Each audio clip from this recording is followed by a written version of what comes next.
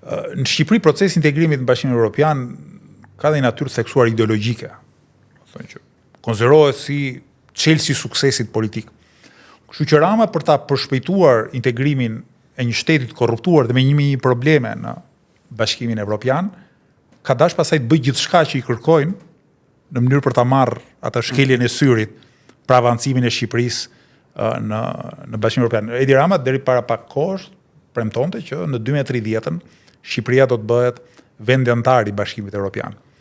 Unë me aq sa njoh realitetin ekonomik, politik dhe institucional të Shqipërisë, them që sikur BE-ja të zbatoj seriozisht dhe rigorozisht kriteret e veta, nuk do ishte e mundur kjo gjë.